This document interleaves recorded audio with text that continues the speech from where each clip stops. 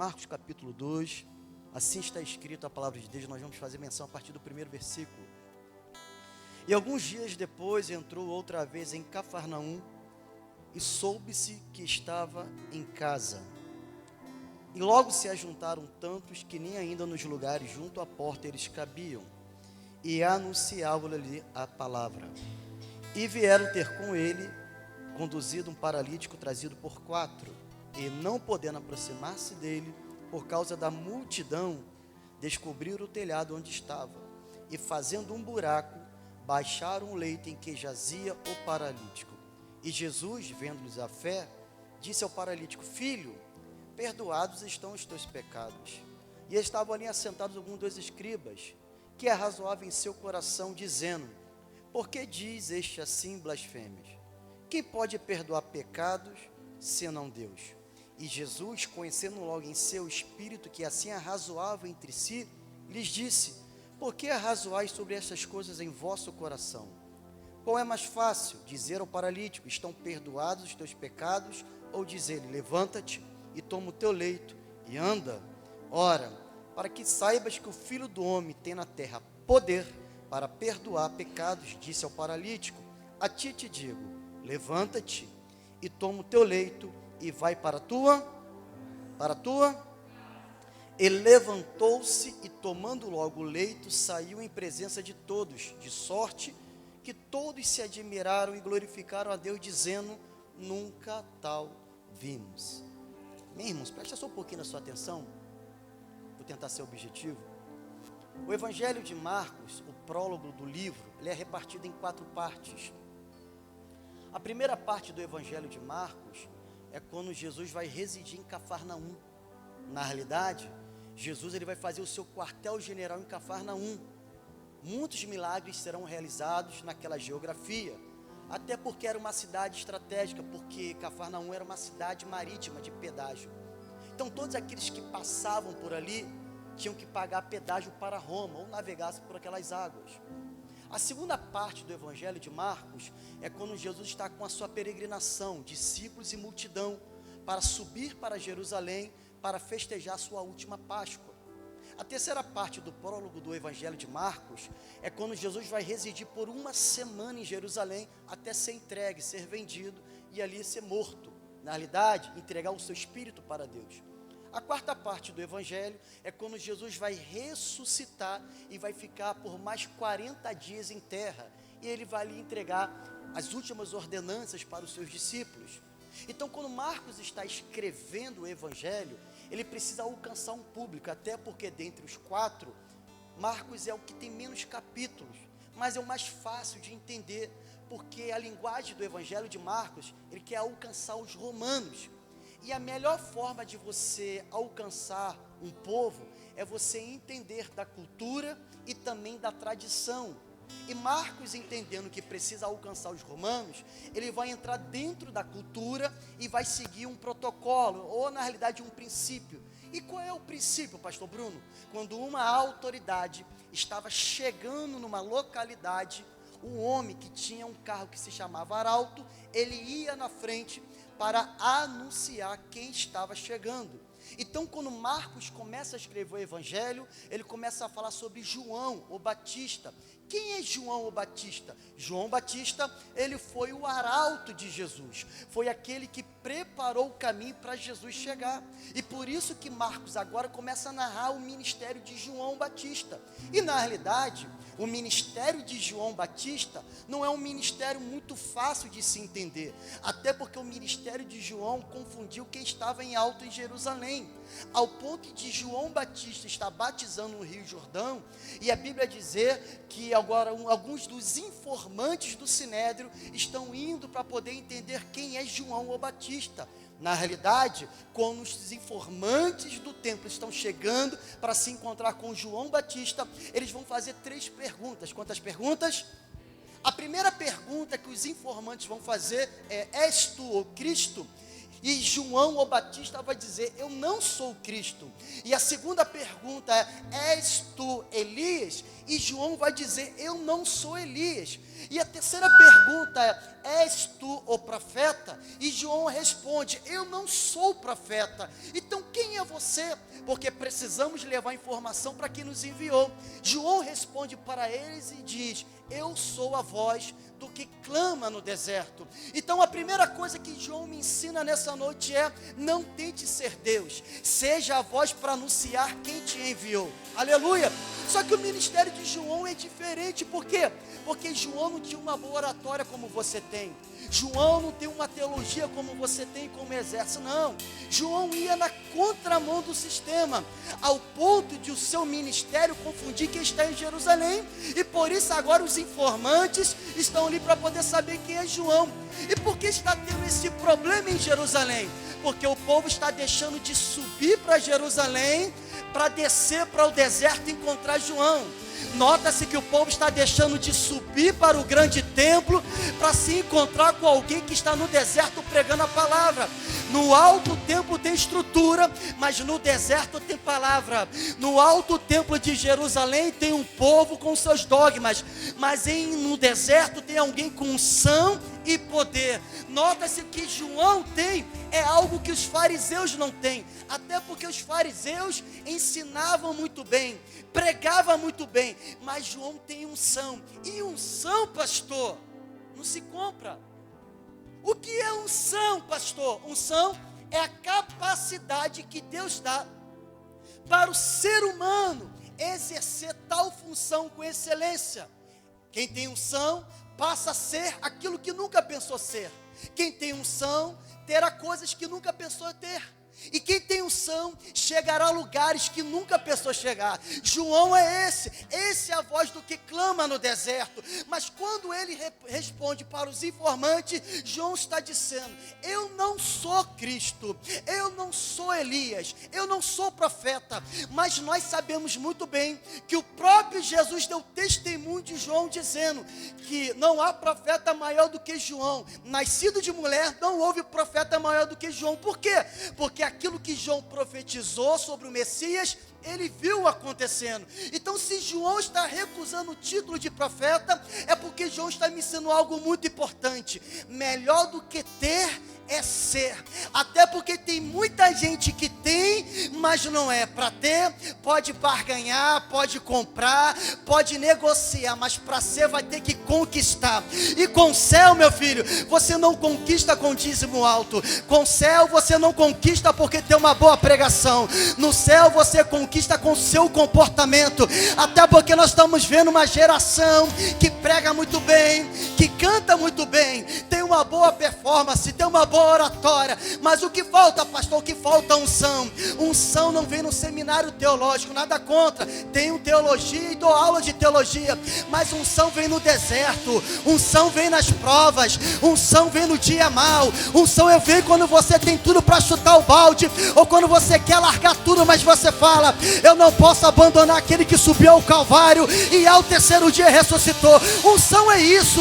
Unção não vem em cultos e ações de graça, unção vem no cativeiro, unção vem quando as pessoas se levantam para tentar te matar, mas você sabe que ainda que você não possa viver um cenário favorável, mas nós estamos debaixo de uma palavra. Eu não sou Cristo, mas aquele que está descendo ali, eu não sou digno de desatar as suas sandálias. Oh glória! Quem é, pastor? É Cristo. E quando Jesus será imergido nas águas, vai sair, ele vai ouvir uma voz. E qual é a voz? Este é o meu filho amado de quem eu me comprazo. Nota-se, o que chama a atenção de João não é apenas a voz, mas é o conteúdo que tem na voz. Até porque tem muita gente que tem voz, mas não tem conteúdo. Tem muita gente que faz o barulho, mas não tem o conteúdo. Então João entende que ali é a segunda confirmação de Jesus. E quando Deus acaba de falar com João, a Bíblia vai dizer que uma pomba vai descer dos altos céus. E nós sabemos muito bem que a pomba é a tipologia do Espírito Santo. Você sabe muito bem, aqui é uma igreja bíblica. Há 3 ofertas muito importantes que teriam que se entregar no templo. Primeiro, quem tinha muito dinheiro entregava um boi. Segundo, quem era da classe média entregava um novilho ou uma ovelha. Mas quem não tinha condições financeiras entregava uma pomba ou uma rolinha, até porque Moisés disse que ninguém se achega a Deus de mãos vazias. Então, se o Espírito Santo é a tipologia através de uma pomba, é Deus dizendo para mim e para você nessa noite: aquilo que vai descer do céu vai alcançar todas as classes A, B, C. E outra coisa, meu amigo, se precisa pagar para pregar, não vem do alto. Se precisa pagar para cantar, não vem do alto, porque o preço já foi pago no Calvário. É Jesus dizendo: é Jesus dizendo: aquilo que vai descer vai alcançar todas as classes. Mas quando Jesus sai da imersão das águas, Jesus não sai para ter agenda aberta. Jesus sai porque ele é conduzido pelo Espírito para ser provado no deserto. E aqui a minha geração precisa entender isso aqui nessa noite. O que é, pastor? O fato de você ter sido ungido e consagrado não quer dizer que você já vai sair para romper na sua chamada ministerial. Se você não passou, tu pode ter certeza que você passará pelo deserto. Jesus não saiu depois que foi ungido e colocou agendas abertas, não, meu amigo. Por causa da sua chamada ministerial, por causa do seu ministério, haverá desertos que estão te esperando. Mas deixa eu te dizer uma coisa: você não estará sozinho, porque quem vai te conduzir é o Espírito Santo. Uma coisa é você caminhar, outra coisa é Jesus te levar. Deus está levando algumas pessoas aqui e não é para te matar, é porque há um novo nível te esperando, e não há possibilidade de você não ser tratado primeiro para depois exercer o ministério. Você lembra de Elias? Capítulo de número 17, Elias profetiza, depois ele sai, vai para o Querite, do Querite vai para Sarepta, capítulo 18 ele volta para poder ter o grande confronto no Carmelo. Pastor, o que é o Querite? Lugar de tratamento. E Sarepta, lugar de treinamento. Jamais Deus vai te expor se primeiro não te tratar e treinar. Então é normal Deus nos conduzir para sermos provados.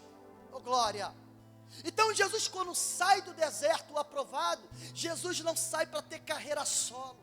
Jesus está saindo agora reunindo os seus discípulos, até porque ninguém consegue romper, ninguém consegue crescer sozinho. Todos nós que estamos aqui, nós vamos precisar de ajuda. Ninguém consegue prosperar sozinho, ninguém consegue chegar a algum lugar sozinho. Se chegou, é porque precisou de ajuda. E vou te dizer mais: só sabe o valor de uma ajuda que um dia já foi ajudado. Jesus agora está em Cafarnaum, e Jesus está em Cafarnaum agora, exercendo o seu ministério. Ele entra dentro de uma sinagoga, e ali ele consegue expulsar o demônio de uma pessoa que está endemoniada. Jesus agora está entrando em aldeias, está ensinando, está pregando, está realizando. Nota-se que é uma ordem didática com Jesus. Primeiro ele ensina, depois ele prega e depois ele realiza. Por quê, pastor? Porque não adianta você pular lá no terceiro andar se não sentar na cadeira para ouvir seu pastor te ensinar. Então Jesus está nos ensinando que há uma ordem. Só que o ministério de Jesus começa a ganhar fama em Cafarnaum, ao ponto de ele curar a sogra de Pedro, ao ponto agora das vizinhanças ir atrás de Jesus. Jesus entrava em aldeia, ensinava, pregava e realizava. E quando Jesus ensinava, pregava e realizava, depois de um grande feito para o seu pai, Jesus se retirava para orar. Outra coisa que nós aprendemos aqui no texto: a constância do ministério de Jesus não estava na eloquência do sermão, mas estava no tempo de oração que ele tinha com o Pai. Meu amigo, deixa eu dizer uma coisa para você nessa noite: o que vai fazer você ficar de pé não são vídeos em YouTube, é o tempo que você passa dentro do quarto com a porta fechada. Eu vim pregar para alguém para dizer aqui nessa noite: a oração ainda é a chave da nossa vitória. A oração ainda tem o poder de movimentar os céus a nosso favor. Pastor Bruno, o que é orar? Orar é consultar aquele que já viu o futuro por nós. Orar é entregar o presente e o futuro nas mãos de Deus. Então todas as vezes que Jesus fazia algo grande para o Pai, ele se retirava para orar. Mas Jesus agora, e aqui entra a mensagem, é um tiro e terminamos. Jesus agora está retornando para casa, e dá-se a entender que Jesus residiu na casa de Pedro. E quando Jesus volta para poder descansar, o texto vai dizer que a multidão fica sabendo que Jesus está na casa. E posso te dizer algo para você nessa noite: coisa boa é quando Jesus está na casa. Coisa boa quando o Espírito Santo está trabalhando. Coisa boa é quando a nossa oração impede o trabalhar de principados e potestades, que não conseguem bloquear a atmosfera espiritual sobre a casa. Jesus está na casa e a Bíblia diz mais, que quando Jesus está na casa, uma multidão vai entrar e vai tomar conta do ambiente. Nota-se que a primeira classe dessa multidão, existe alguns religiosos. E quem são esses religiosos? São os escribas. A segunda classe da multidão é aquela que não conseguiu entrar, mas também bloqueou o caminho para alguém passar. Mas a Bíblia diz também que nesse momento há 4 amigos, que nós não sabemos o nome, nós não sabemos a genealogia, mas a Bíblia diz que eles estavam dispostos a carregar alguém que estava parado. Outra coisa que eu aprendo aqui no texto: se a paralisia do meu irmão não me faz eu me movimentar, é sinal que estou pior do que ele. 4 amigos que não estão se preocupando com aquilo que está acontecendo, mas estão se preocupando em levar alguém para se encontrar Jesus. E a Bíblia diz mais, que os 4 agora vão carregar aquele homem para se encontrar com Jesus. Com quem, igreja? Vão se encontrar com Jesus. Mas a Bíblia diz que quando eles estão a caminho, o caminho está bloqueado. Se fosse a minha geração nos dias de hoje, a minha geração ia retroceder porque o caminho está bloqueado. Aí a pergunta que fica para mim e para você nessa noite é: quem te disse que pelo fato de você estar com Deus tudo vai dar certo? Aqueles homens não vão se importar com o caminho bloqueado. Por quê, pastor? Porque aqueles homens têm um objetivo. Deixa eu dizer uma coisa, estou pregando para alguém que de repente já tentou a primeira, tentou a segunda, tentou a terceira e não deu certo. E Deus me enviou lá do Rio de Janeiro para dizer: tente outra vez. Tente outra vez. Tente outra vez. Tente outra vez. Tente outra vez.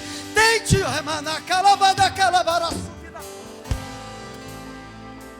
Eles não vão se importar. Eles percebem que não dá para passar. Só que eu aprendo algo aqui muito importante. O que é, pastor? O dia mau revela aquilo que está dentro de nós. O dia mau revela aquilo que está dentro de nós. Existem pessoas que quando o dia mau chega, eles preferem ficar dentro do quarto com a porta fechada murmurando. Mas existem pessoas que quando o dia mau chega, vai para o monte, vai para o círculo de oração, vem para a igreja limpar o banheiro. Por quê, pastor? Porque sabe que ainda no dia mau, Deus opera grandes maravilhas. Eu vim pregar para alguém aqui nessa noite, que o dia mau não vai mudar o seu dia de adoração. Eu vim pregar para alguém aqui nessa noite, que o dia mau não vai interferir na sua adoração. Eu vim pregar para alguém aqui nessa noite, que o dia mau não vai te parar, mas pelo contrário, isso vai te impulsionar a avançar. Isso aqui é interessante. Por quê, pastor? Porque quando o caminho está bloqueado, o texto diz que eles vão conduzir aquele homem para o telhado. Isso aqui é simples de dizer.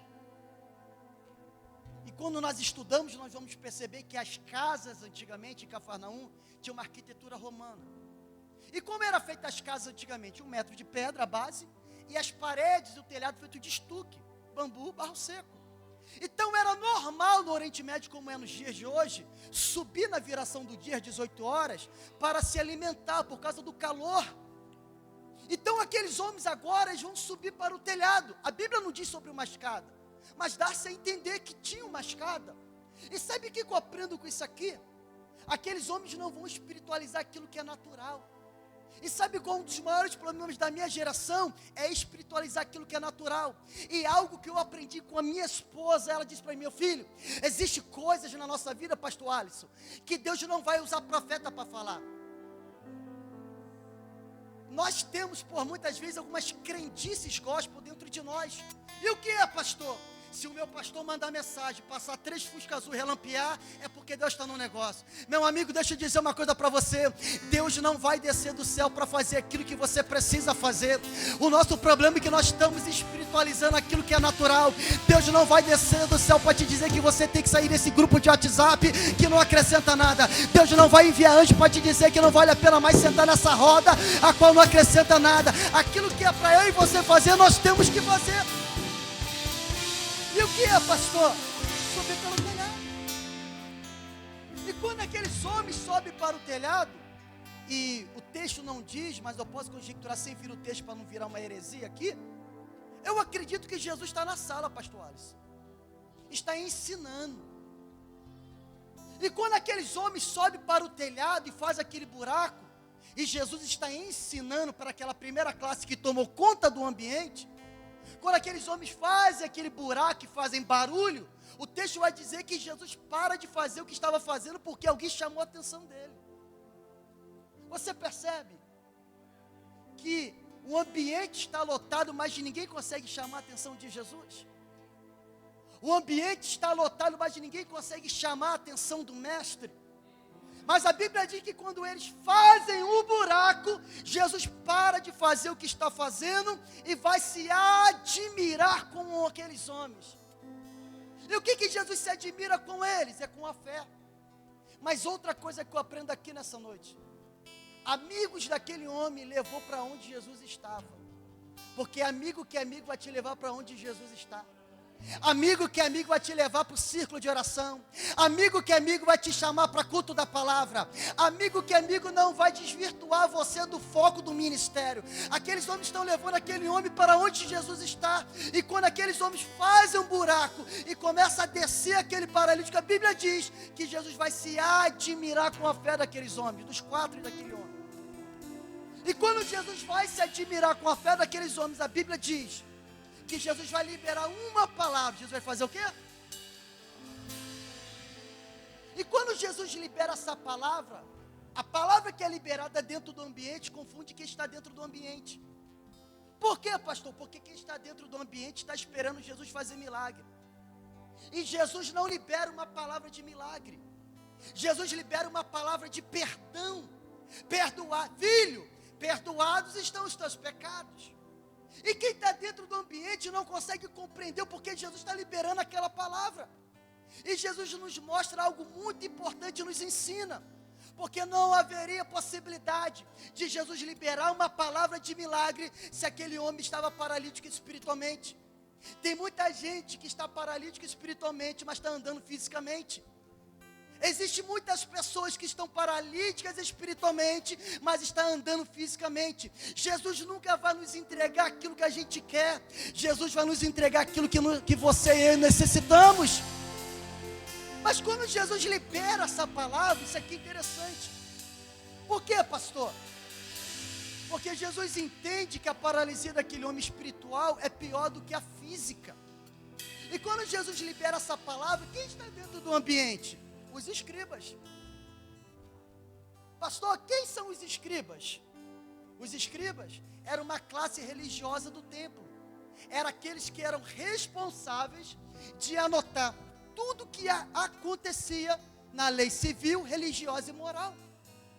Então, se os escribas estão dentro de um ambiente, é sinal que eles estão ali com uma missão. E qual é a missão deles? Anotar tudo o que está acontecendo. E algo que o Espírito de Deus falou muito importante comigo é: meu filho, pior do que um alguidar com o teu nome, pior do que uma obra de feitiçaria com o nome da sua família, é ter um escriba dentro de casa, anotando tudo o que está acontecendo, para levar informação para fariseu lá fora. Os escribas estão ali para quê, pastor? Os escribas estão ali para poder obter informação. Só que Jesus, ele tem um dom que nós precisamos no dia de hoje. E o que é, pastor? É profetizar? Não. É de ver anjo? Também não. Qual o dom que Jesus tem e nos ensina a ter hoje? O dom de discernimento. Porque o dom de discernimento faz você entender quem é e quem não é. Quantos discípulos Jesus tinha? 500. Dos 500 só ficou 120. Dos 120 ele enviou 70. Dos 70 ele tinha 12. De 12 tinha 3. De 3 tinha 1. Se até Jesus soube classificar quem estaria perto dele, porque a gente abre a porta para todo mundo. Porque nós estamos chamando para perto quem Deus mandou embora. Porque nós estamos chamando colegas de amigos. Oh, glória. Jesus sabe quem está dentro do ambiente. Jesus nunca vai trabalhar como a gente quer, Ele vai trabalhar segundo a nossa necessidade. Por que Jesus libera essa palavra de perdão? Porque tem uma classe de religiosos dentro do ambiente que acha que é, mas não é. E uma das coisas que Jesus sabe fazer é confundir cabeça de religioso. Enquanto o religioso acha que tem que vir por esse lado, Jesus vem na contramão, quebrando tudo e fazendo milagre.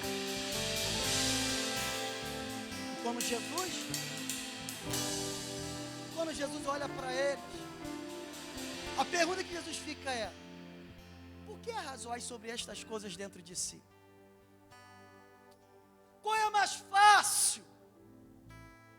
Dizer ao paralítico: perdoados são os teus pecados, ou eu te digo, levanta, toma tua cama e anda? Irmãs, eu estou falando de um povo que tomou conta do ambiente. Eu estou falando de um povo que não consegue entender o que está acontecendo no ambiente. Aqui não tem mais Casimiro, tem muito pastor Alisson. Pessoas que estão há 10 anos dentro da igreja, 15 anos dentro da igreja, 20 anos dentro da igreja, mas a vida não muda. Aí você vê um novo convertido que está há 1 ano e Deus virou o cativeiro, abriu as portas. Por quê, pastor? Porque aprendeu a adorar. Guarde isso aqui no teu coração. Nós fazemos jejum para fortalecimento espiritual.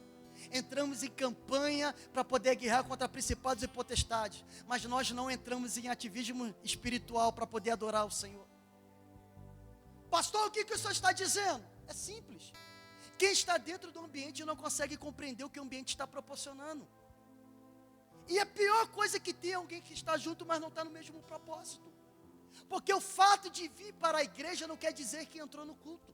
Uma coisa é estar na igreja, outra coisa é conseguir entrar no culto. O Pai nunca esteve à procura de pregadores. O Pai nunca esteve à procura de profetas. O Pai está à procura dos verdadeiros adoradores, que adoram em espírito e em verdade. Pastor, o que nos conecta com os céus? É a nossa intensidade de adoração. É quando você entra por essa porta, você teve tudo para não estar aqui nessa noite. De repente de manhã você acordou e disse: eu não vou estar hoje no culto da palavra, eu não vou estar hoje aqui no culto profético. Mas quando chegou às 18 horas, você passou a sua melhor roupa, você pegou seu melhor sapato, passou seu melhor perfume, cheio de problemas, cheio de dificuldade, mas você sabe que aquele que fez a promessa é fiel para cumprir. Ou é mais fácil dizer ao paralítico: perdoados estão os teus pecados, te dizer: a ti te digo, levanta, toma a tua cama e vai para a sua casa? Todos nós sabemos que liberar palavra de perdão, só o sumo sacerdote do templo, com uma oferta apresentada como Moisés disse no templo. Só que quem está dentro do ambiente, oh glória, não é alguém comum religioso. Você lembra que eu disse que o Jordão é a segunda confirmação do ministério de Jesus? Porque a primeira confirmação ele ainda era uma criança. É quando ele recebe a visita de 3 magos e ali é entregue 3 presentes: ouro, mirra e incenso. Você sabe disso. Ouro porque ele é o rei dos judeus, incenso porque é o sumo sacerdote, mirra porque ele é o profeta dos profetas. Mas na realidade, aqueles presentes que ele recebeu não foi apenas para confirmar seu ministério, é porque dali ele teria que fugir para o Egito, e não teria como fugir para o Egito se não tivesse recurso. Outra coisa que eu aprendo aqui nessa noite: se Deus te entregou o projeto, fique em paz que o recurso está chegando. Você está entendendo isso aqui nessa noite? Antes de você ir para o propósito, haverá ouro, haverá mirra, haverá incenso. É Deus dizendo: o que eu vou fazer com você, ainda vou gerar sustentabilidade. Já parou para pensar? Que quando o projeto vem, não está de acordo com o momento que nós estamos vivendo? Porque quando o projeto é de Deus, é notório você não ter recurso para começar.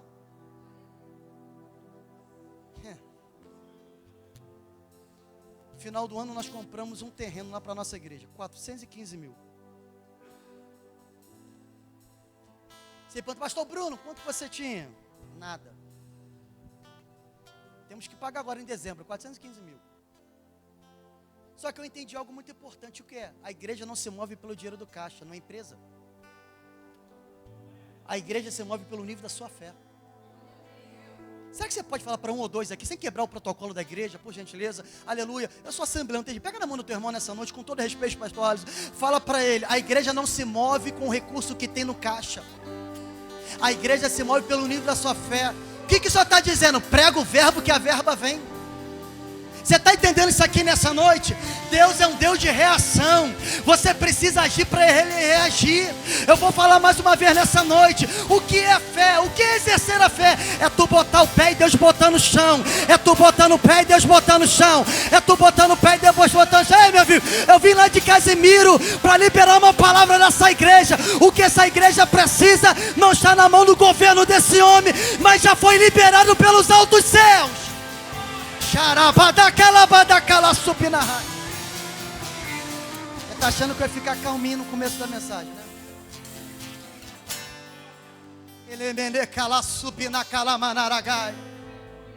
Eita terra, manto de homeneraio. Existem pessoas que carregam o milagre dessa igreja.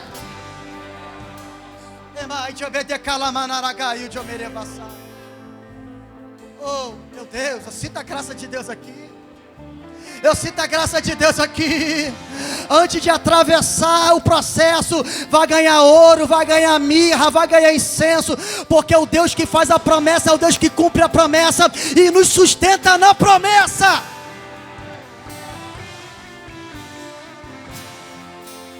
Glória. Ó para o seu irmão, vai dar certo. Vai dar certo, irmãos. Como o saudoso Billy Graham disse uma vez, eu já li o Apocalipse, vi que deu tudo certo. Deixa eu dizer uma coisa, eu estou pregando para alguém que de repente já perdeu muitas coisas, mas a única coisa que não perdeu foi a palavra sobre a sua cabeça. Oh, glória. Eita Jesus. Não é mais fácil dizer ao paralítico: perdoados estão os teus pecados, ou dizer: a ti te digo, levanta, toma a sua cama e vai para a sua casa. Isso aqui é interessante porque um milagre anterior, nos últimos versículos do capítulo 1, de um leproso, Jesus manda aquele homem para o templo, até porque a cura de uma lepra tinha que ir para o templo.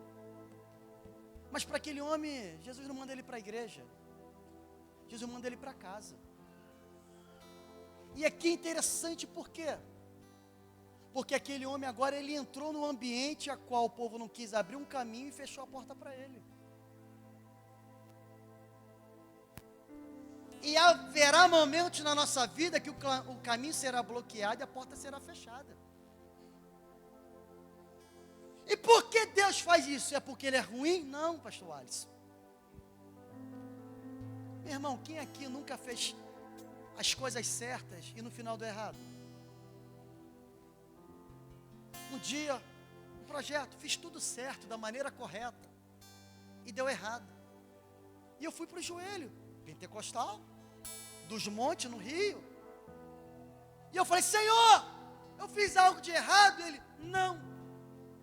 Então por que Deus? Errado. É porque você não está pronto para viver aquilo que vai estar pronto. Porque o problema, a questão, não é se vai dar certo. É se você tem a maturidade para administrar aquilo que vai dar certo. Aí haverá momentos, oh glória, eu sinto a graça de Deus aqui. Haverá momentos que Deus vai bloquear o caminho e vai fechar a porta, porque diante de um caminho bloqueado e uma porta fechada, haverá um telhado. E pegue isso aqui nessa noite. O homem pode até abrir caminho, o homem pode até abrir porta, mas telhado é só com Jesus.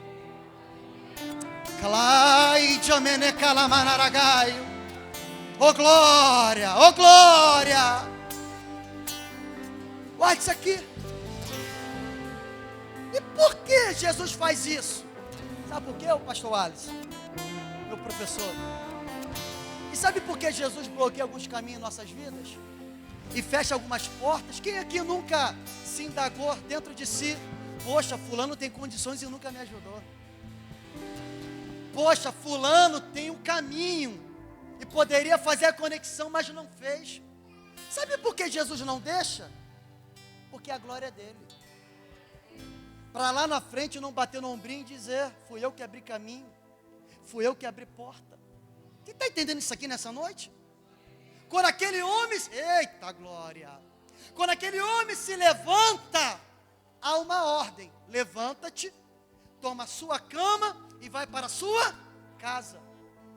Deixa eu só aplicar rapidamente, já termino, tem 13 minutos. Levanta, toma a sua cama e vai para a sua. Levantar, anota aí que você tem que estar anotando aí, né? Levantar, posicionamento. Levar a cama, testemunho. Ir para casa, voltar para o lugar de onde ele saiu sendo carregado, agora vai voltar carregando aquilo que um dia o carregou. Você está pegando isso aqui nessa noite? Levantar, posicionamento, testemunho, cama. A minha geração quer ter testemunho, mas não quer se posicionar. E eu não sei se isso aqui vai te alegrar. Alguns vão entristecer, mas por causa da promessa do ministério, Deus vai te quebrar todinho. Eu sei que é difícil dar glória, mas não há possibilidade de Deus elevar alguém para subir de nível se primeiro não quebrar ele todinho, se não moer ele todinho, tirar a vaidade, o orgulho, a soberba, o eu, por causa da tua chamada, meu amigo. Se prepara, tu vai chorar, vai perder muitas noites de sono, mas também vai começar a viver aquilo que muita gente não viveu. Vai chegar a lugares que de repente alguém da sua família não chegou. Por quê, pastor? Porque a chamada ainda está de pé. Só que aquele homem agora, pastor, interessante, que aquele homem agora está saindo andando. E você reparou que ele entrou sendo carregado e agora está saindo andando? Porque existem milagres que não é na entrada, é na saída. Existem milagres que depende de você iniciar para entrar.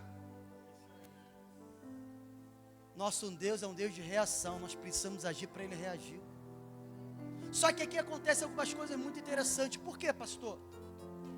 Porque duas delas, na realidade uma de duas, é algo inédito. Por quê, pastor? E grave isso aqui. Por causa da perseverança em subir pelo telhado, algo inédito na Bíblia vai acontecer. E o que é, pastor? Ele vai passar por uma porta a qual ele nunca entrou. Você está entendendo isso aqui nessa noite? Existe algo, pastor Alisson, abre as mãos, que é tão grande, que o senhor não vai passar pela porta, vai ter que subir pelo telhado. Mas vai sair por uma porta a qual o senhor nunca entrou, que não foi aberta por homens. E te digo mais ainda, pastor Alisson, passará por uma porta a qual o homem nunca abriu. E a mesma multidão que tentou bloquear o caminho vai ser a mesma multidão que vai ter que abrir para o senhor passar. Você toma posse dessa profecia na vida do seu pastor?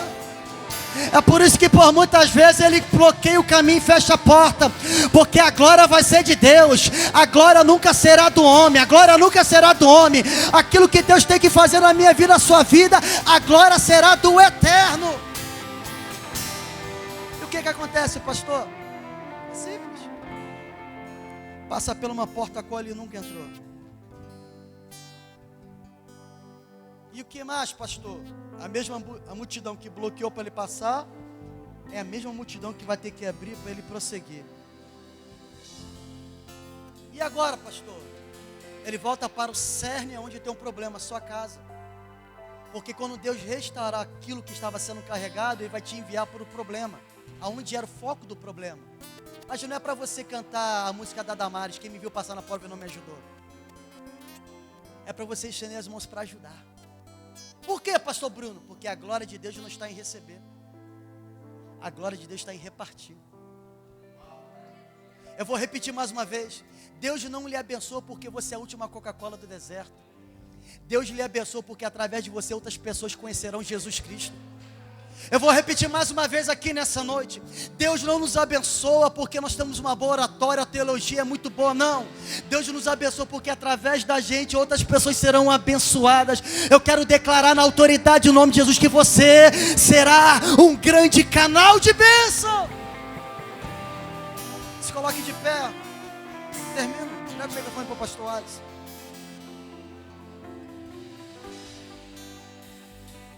Algumas coisas a gente pontuou aqui e termino. A primeira coisa que aconteceu com aquele homem aquele homem tinha amigos. Eu quero declarar sobre as nossas vidas. que Deus criará conexões que vão nos fazer subir de nível. Você lembra de Davi e Jonatas? Quem lembra de Davi e Jonatas aqui? Davi acaba de matar o gigante, Saul toma ele para si, e ele está indo para a tenda de Saul. Quando ele chega no capítulo 18 de 1 Samuel, Jonatas vai olhar para Davi e vai amar Davi. Só que Jonatas, glória, guarda isso aqui, Jonatas não faz nenhum elogio. Olha, derrubou o gigante, hein? Tu é brabo, como diz o carioca. Não. Jonatas não bate no ombrinho dele. A primeira coisa que Jonatas faz, sabe o que é? Ele faz uma aliança. Porque quem entende quem você é, faz uma aliança. Segunda coisa que Jonatas faz com Davi, depois de fazer uma aliança, ele vai proporcionar novas ferramentas. Porque ninguém sobe de nível se não mudar de ferramenta. Davi era pastor de ovelha, agora é chefe do exército. Terceira coisa que eu aprendo, e já vou terminando aqui. Jonatas é o sucessor do seu pai. Mas ele sabe que ele não foi chamado para reinar. E quem foi chamado para reinar é Davi. Sabe o que eu aprendo com Jonatas? É um exemplo de obreiro aprovado, de obreiro maduro. Por quê, pastor? Ele tem as ferramentas, mas ele sabe que não vai. Mas ele entende quem vai. Eu não vou, mas eu tenho. Mas você vai? Então toma. Porque o seu sucesso é o meu sucesso. Sabe o que Deus está dizendo aqui? Tem lugares que você não vai pisar, mas você terá acesso para alguém ir no teu lugar, porque a vitória do seu irmão é a sua vitória também. Deixa eu dizer uma coisa para você, 2025, ainda este ano, Deus criará conexões que vai nos fazer subir de nível para viver uma nova fase. E se prepara, meu filho, para elevar o nível da entrega, porque também ninguém sobe de nível se não elevar o nível da entrega. Oh glória!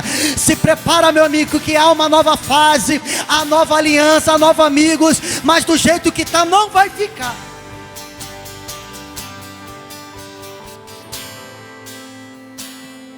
Quando Deus quer nos abençoar, eu termino com a fala do nosso pastor. Quando Deus quer nos surpreender, Ele cria relacionamentos, conexões, e se prepara, que ainda esse ano haverá conexões. Oh glória! Você tem uma mão levantada para receber isso aqui nessa noite? Ainda esse ano haverá conexões tão poderosas que vão acelerar aquilo que era para acontecer daqui a 3 anos, vai acontecer ainda esse ano. Você crê nessa palavra nessa noite?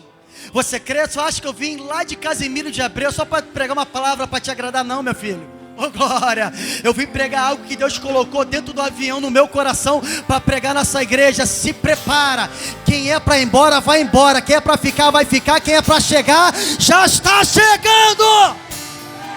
Mas do jeito que está não vai ficar, nem que Deus tire lá de outro lugar, mas paralítico não vai ficar. Remanacalabalaragaio, ei meu Deus do céu, aleluia. Se prepara, meu filho, se prepara. E onde aquele homem volta para sua casa, eu fico imaginando, como diz o bom carioca, imagina aquela galera com a cara de ué. Sabe como é que é a cara de ué? Ué, como é que isso aconteceu? Está voltando, carregando aquilo que um dia o carregou. O que é isso? Entrou dentro da igreja precisando de oração e hoje é intercessor. Precisou de cesta básica quando entrou, hoje está distribuindo cesta básica. Chegou pedindo emprego. Isso aqui é profético, meu filho. Hoje vai começar a gerar empregos. Deus me fala aqui que existem pessoas aqui que têm um sonho de ter o seu próprio negócio, mas não tem a verba, mas você já tem o projeto. Oh glória, oh glória. Quem patrocina é o Pai, é Ele que faz. Não fica com medo não, espírito de ousadia nessa noite, vai para cima, porque esse CNPJ vai abrir, vai entrar crédito, o nome de Deus será glorificado.